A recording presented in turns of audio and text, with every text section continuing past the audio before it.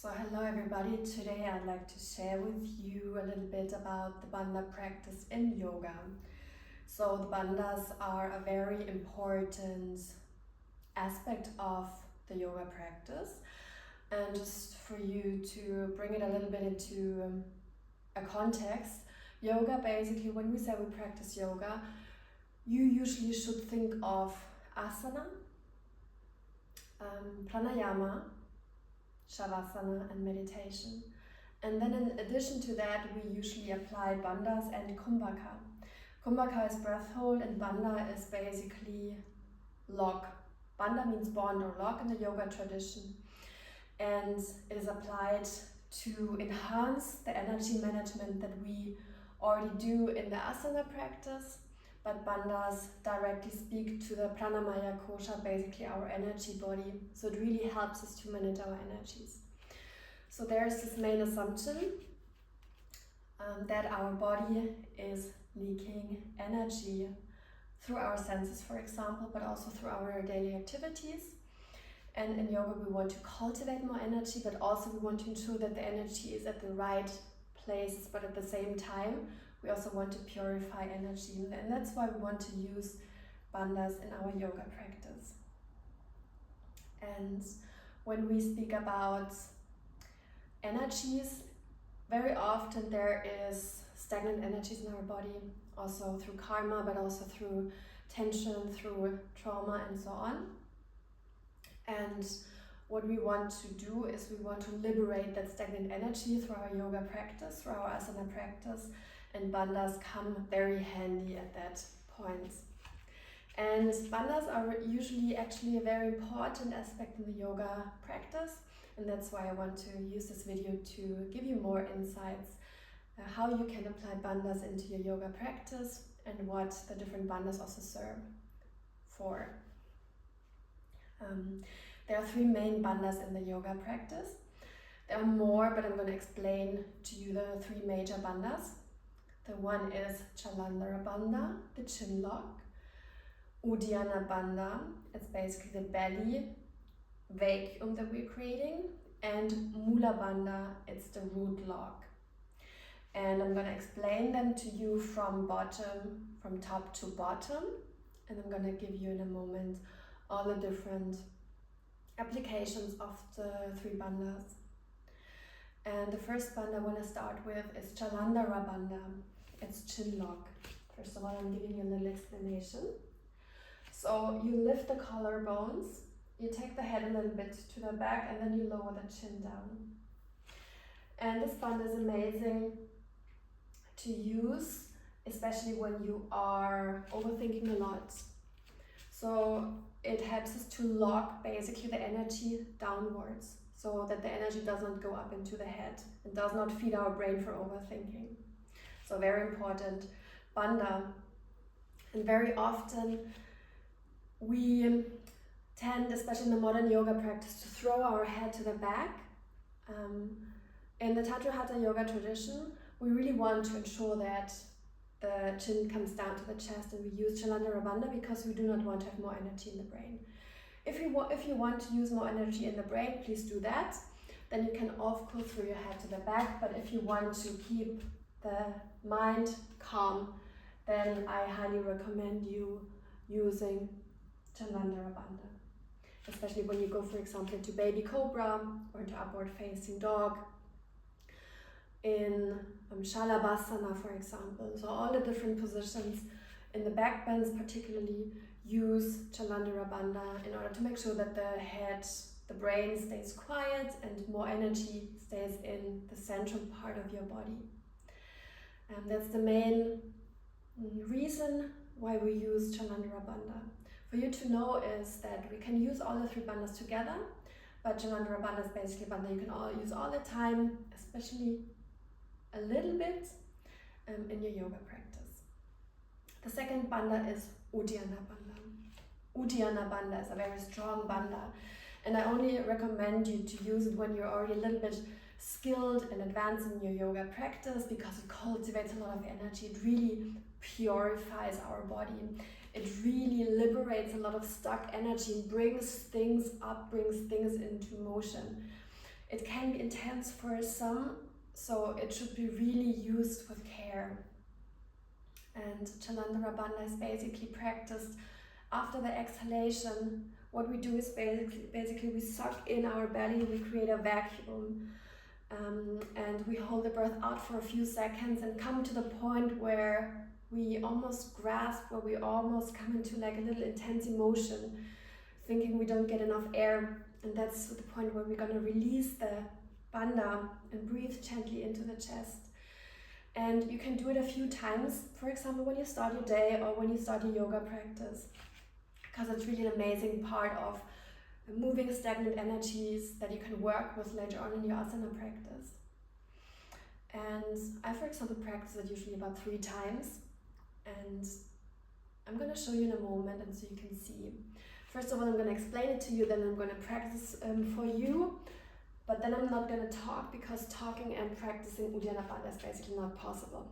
So we practice it in a hip wide position. Bring your hands down to the thighs, and then take a deep breath in, and then take a deep breath out. At the end of the exhalation, you suck the belly basically towards the spine and create the vacuum, and then hold the breath for a few seconds out. And then gently breathe in again. Amazing. It's also practiced with Jalandhar Bandha and Mula Bandha, but that's another story. I'm just going to explain to you now the different bandhas on its own.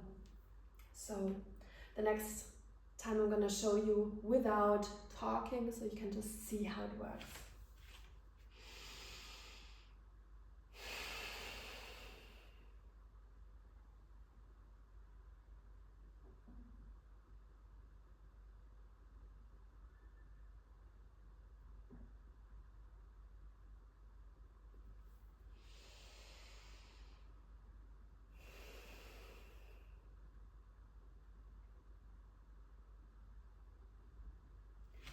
And even after one time, you probably sense a lot of energy moving in your body.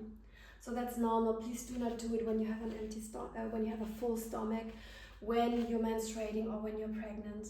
And please handle this bandha with care. You should only use this Uddiyana Bandha when you have a stable mind, when you have stable emotions, when you have a stable yoga practice. So it should be really used with a lot of care, because it can bring a lot of stuff up. You also realize you're coming into panic, holding the breath for too long. It is very powerful. So you can also, with the Uddiyana Bandha, you can also burn karma basically. So it's really, really powerful. It brings up a lot of stuff from the bottom. And also what's amazing, it produces serotonin. It really goes into the solar plexus chakra. It gives us willpower, strength, and all that stuff. So I love it. I love to practice it. I love the practice of Uddiyana Bandha, but please handle it with care. If you have questions, please always ask me, and please really handle it with care. The third bandha is Mula Bandha. Mula Bandha is the root log. It's amazing. You can use it all the time throughout your yoga practice, and usually it is being practiced after the exhalation.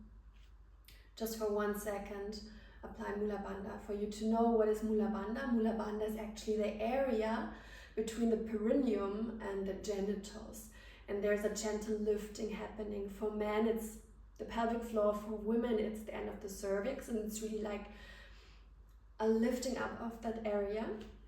And not a sucking, it's not that intense. It's really half mental and half muscular. So it's really important to not pull it super strong and so on. So it's a very gentle lifting up of that space.